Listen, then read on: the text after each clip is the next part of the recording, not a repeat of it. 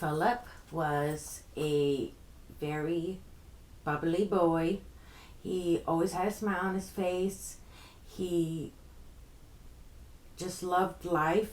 He loved his parents, his brother. He liked superheroes. He would talk about school, and he liked to go to school. He liked to meet people. He was just a great kid. Never complained about anything. Day in his life. No, he was just the love of our lives. He was my first baby. Philip was a light in every room he entered, even though he was facing a serious illness. Philip had Duchenne muscular dystrophy. It is a muscle wasting disease. It is carried by the X chromosome, so my DNA, he inherited it from me. And it basically would take all the muscle that he had and turn it to like fat, to where it would just waste away and die.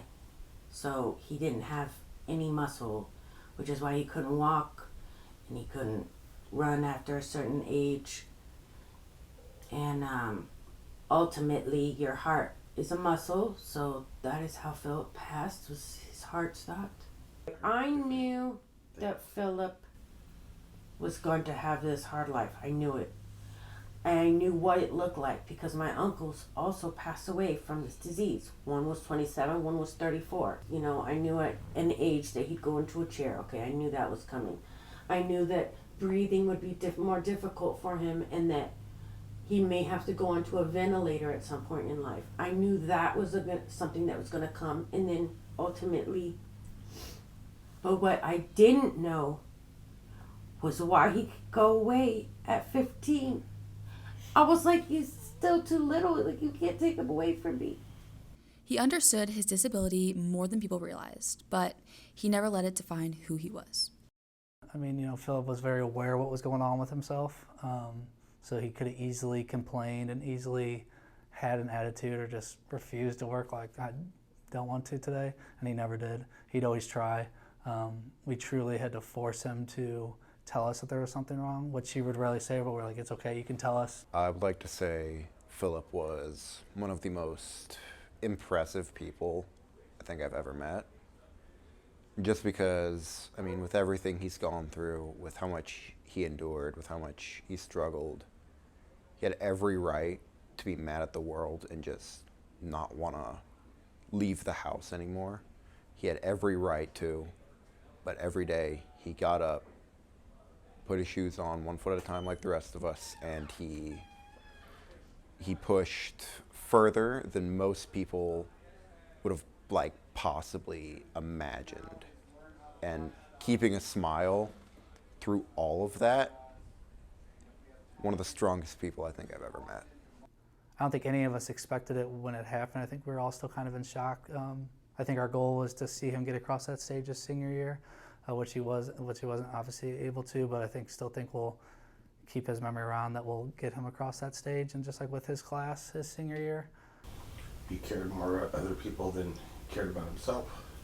I really think that Philip's life would have been different if he didn't have his brother. His brother and him were able to live the world, and he loved his brother so much. Like playing games together. Kind of like a Lego game, but it's called Lego Dimensions, I think. Sometimes I'd hop on the back of his wheelchair, right? One time we were going to the movies and I rode with him. He was a very great brother to me, and I miss him a lot. Hope he's doing okay now. I mean, he smiled more than anybody else I've ever seen. He just, like I said before, he never got angry about, why he was in a chair. I don't think one time he asked us, why can't I do what my brother can do? but truly, he was such an easygoing kid for how much stuff he had going on. You would think that with Philip's disease, like he would have been a handful, but he truly wasn't. Like he tried to make everybody's life easy, and it's like, Philip, you can tell us whatever you need us to do, and we'll do it for you, bud. But he just wanted to make it easy for everybody. We were really scared when he went to high school because we didn't know what was going to happen. But he met Mr. Kyle and his whole world was just Changed. He was happy. His favorite teacher has to be Mr. Kyle. I mean, since he met Mr. Kyle, that's all that he would ever talk about was Mr. Kyle's his brother, and it just made him want to do more. Like, he wanted to go to school more because Mr. Kyle was there, or he'd want to be in Mr. Kyle's class again because Mr. Kyle is so cool, you know. Definitely his favorite was Mr. Kyle. I would say in our classroom, 111, 109, like I said, he wasn't in many classes, but any opportunity he had, like when he'd be done with his work in his other classes, his para would always ask, like, you want to stay up here for your free time? What do you want to do? Like, I want to go down to 109, 111. Yeah, he was just always, any chance he could on a free day or we get back from Special Olympics, he would just be like, we'd give him the option, do you want to go to class or do you want to enjoy the movie day? He'd want to stay down and hang out with us. Even if he didn't want to watch the movie, he just wanted to hang out in our room. I was really scared that, it's high school. Are people going to look at him differently? Are people going to not want to be his friend? And it completely was not that way. Like, he was very much loved by everybody still. Like, not just us, but everybody at the school. Marlon has been his best friend since second grade. And I have pictures of them. They were so small. But they've been best friends forever. Since we moved here. We've been close since childhood, watching Marvel movies. His favorite character was Spider-Man. My favorite memory of Philip was probably last year over the summer. Philip, one of the other people in there, some of the SSD teachers, and myself went fishing at Susan Park, and we had a good time, had some laughs, caught some fish, and it was just generally a good time. And they fished, and I just got to witness it from far away that if he needed me, he could come find me, but he didn't. And he and Mr. Kyle and all of them, went all around that park. They went and saw the animals together. They just hung out like a bunch of bros, I guess, like it was just really cool. The school in general and Mr. Kyle in general, who continues to want to do something with a family he's Philip's not here, but yet he's so like, we want to remember Philip. We want to do these things for Philip. It really shows that the school district and that Oakville cared about him enough to keep wanting to do this and to do all of that you've done so far.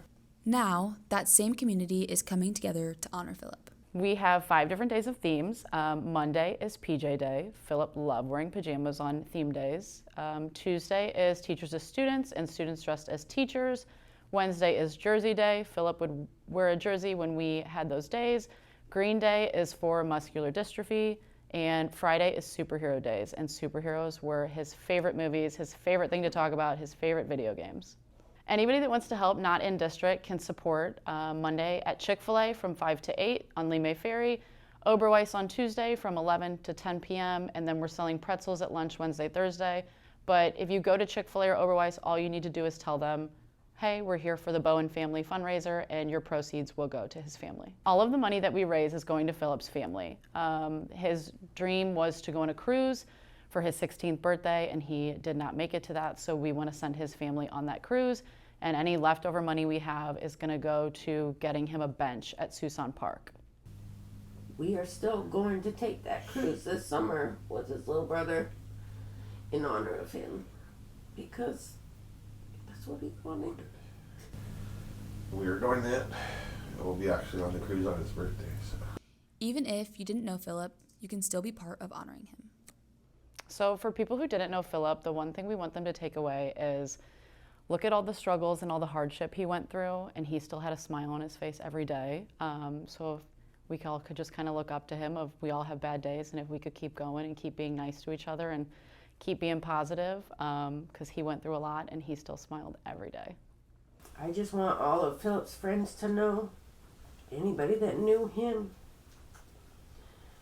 that Philip talked about you, like Philip cared about you, because you could see it in his face when you'd ask. He just had a smile and a love, like he may not have known everybody's name, but you were thought of and loved in Philip's eyes because he cared about you. Or my wish for all the teenager young people now is that you do not take your parents for granted. If you love your parents, you can tell them. I'm sure they would love to hear it. And be nice to each other. Love one another. Like Philip did. Because you never know what tomorrow can hold. I would just be like his smile every day getting off the bus. He was always like very personal, good morning to everybody that walked by. He just always wanted to talk. Like, so whenever he was around you, he would just always talk to you, just checking how's life going. Every night before he would go to bed, he would say, "Can I have mommy snuggles?" And he would be laying in his bed and I'd just snuggle down on him and give it kisses, but it was special because he only asked me for that.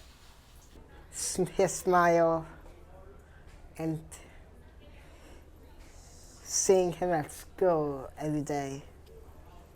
Every time you ever had any interaction with him, bringing him to bed, getting him up, come in to check on him, always ended with, "I love you, Dad."